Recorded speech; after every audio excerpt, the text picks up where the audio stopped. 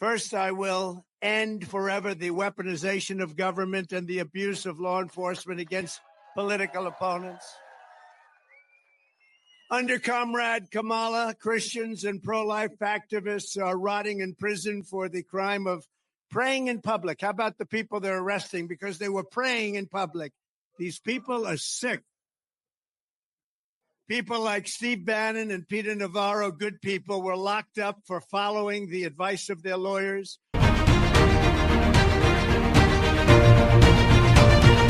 Welcome back, warriors. It's me, Linda B. Thank you all so much for joining me here today. So we got to talk about something that is extremely important that's probably at the top of Christians' minds, because one thing about former President Donald Trump, he got a large portion of the evangelical Christian base. Primarily white Christians, if I'm being honest, because a lot of black people still vote Democrat, whether we're a Christian or not. To me, in my mind, that's the problem, but it's not all black people. It's just significant numbers still, for virtually almost all white Christians vote Republican. They vote their values. I believe Black Americans, we should do the same, but an increasing number, we are doing that. We've realized the lies, and we have left the Democrat plantation.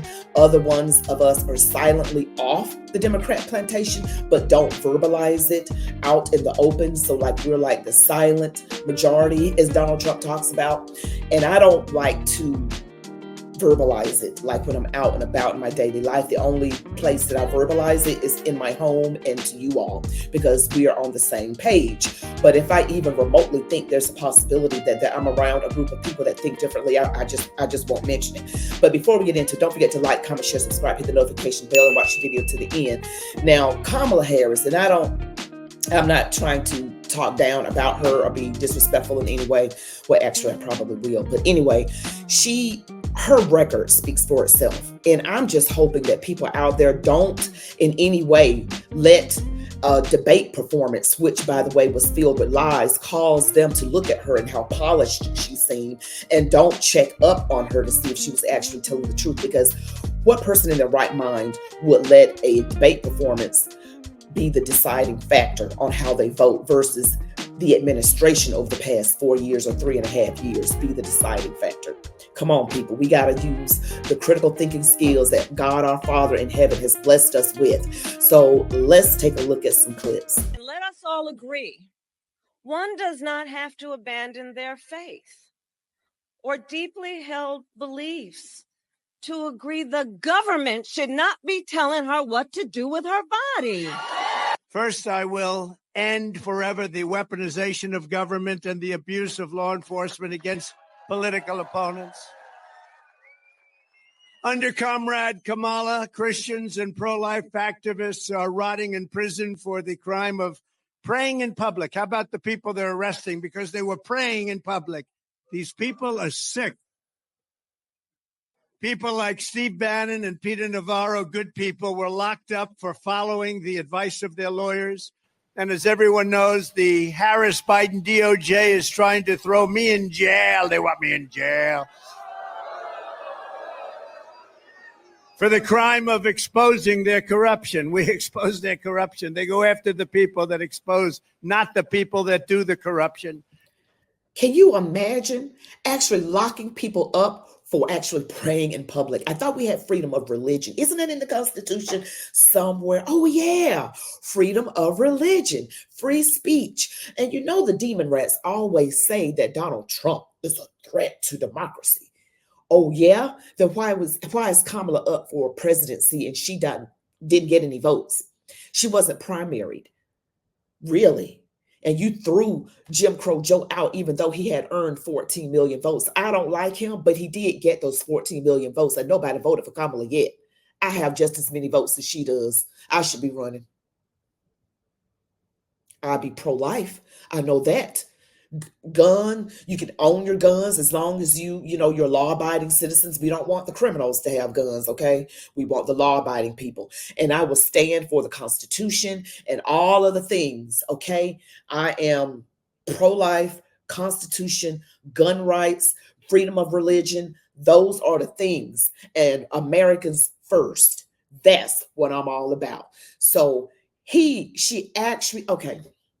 Let me get my words together. Sometimes I get passionate, get a little scrambled, but to put people in jail because they were praying in public, and you might ask, Linda B, girl, you just making that up. Oh, really? Am I? Looking at my screen right now, it says, now this is a post from July 25th. It says, my friend Bevelyn Beatty Williams has been sentenced to 3 years in federal prison for praying, worshiping, and preaching the gospel in front of an abortion clinic. This is a blatant attack on the First Amendment and our faith. Pray for her family. Pray for justice. And look at this beautiful woman right here. Oh, she's adorable. And she was worshiping and praying in front of an abortion clinic. And look at this. Can you believe this? This was posted March 27th. Can you believe this? Paul Vaughn is facing 11 years in prison for praying and singing hymns in an abortion clinic. Murderers get less time. I just want to make absolutely clear, because I think this is the most clarifying thing that's happened in the last couple of years, that we're not leaving anything out. You are not accused of threatening anyone's life, stealing anything, invading anyone's country. You're facing 11 years in prison for praying and singing hymns in an abortion clinic. Is that correct? Absolutely correct. My main crime of the day I wasn't arrested by the local police was charged, and my main crime was I talked to the police and talked to the media. Your crime is that you talked That's to a crime in Biden's America. So, do you have a criminal record? No. I have so many questions, but one is the way that you were arrested. So you were arrested by people who I think will face long-term punishment for what they did, but FBI agents in body armor with rifles drawn at you. Do you have any history of violence? No assault charges. You've never been arrested for hurting anyone? No. Okay. No, Tucker. I've lived on the same farm for 15 years in a small community. I'm a business owner. We've had a business there serving internet to the community for over 12 years. A simple phone call and, hey, we'd like to talk to you about this event would have brought me to their offices without question. I can't overstate the contempt I feel for the men who participated in this police state action. Did they show any shame, any evidence of shame when you were in the vehicle with them being toted off to prison in handcuffs? No, and Tucker, there's 4 of them. So you have 4 different personalities, 4 different background stories and all that. There was one particular one that was completely an arrogant person. You know, when you get in a situation where there's adrenaline and weapons, you want cool-headed people to be there. And there was one particular agent that has no business holding a gun in any kind of official authoritative capacity. Whoa, for praying in an abortion clinic, praying in front of an abortion clinic, singing hymns, exercising our faith.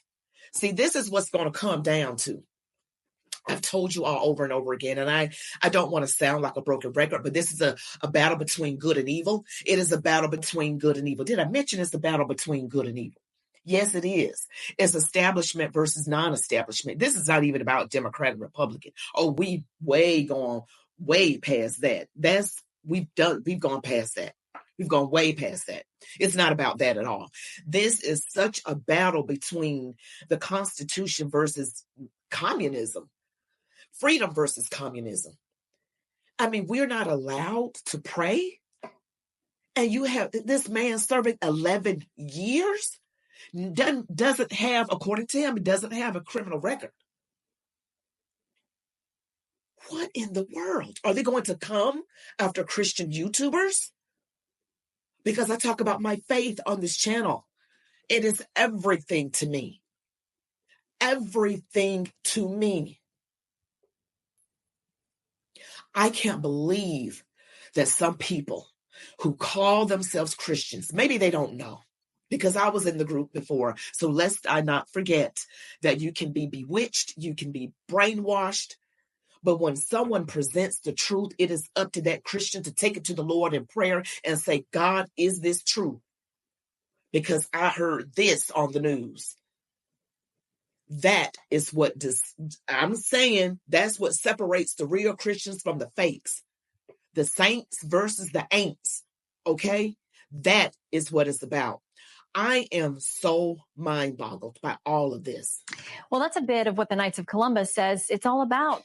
But the Catholic social and charitable organization that was founded in 1882 is under fire from at least 2 Democratic senators. Mazie Hirono of Hawaii and Kamala Harris of California have been grilling an Omaha-based lawyer who's a nominee to sit on a district court in Nebraska about his membership in that Catholic charity group. Hirono says the Knights of Columbus have, quote, a number of extreme positions, asking nominee Brian Boucher if he could hear cases fairly or if he was intending to leave the organization if he actually got a seat confirmed on the bench.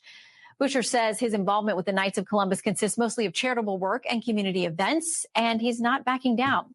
Well, there you have it. That's when Kamala Harris was a senator. She has a history of being against Christianity. Everything about her is anti-Christian. She hates it.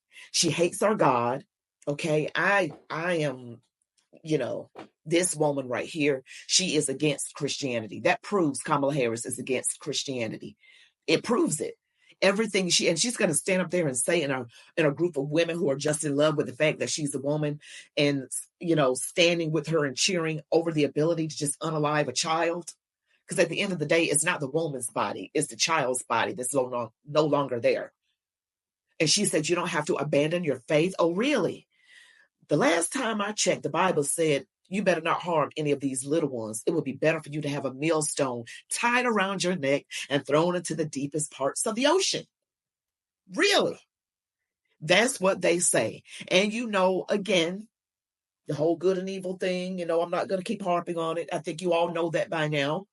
So we got to vote accordingly and vote early. Vote early, vote early. You guys be blessed, be truly blessed. Love God, your families, these United States of America. And as I always say, march on, warriors.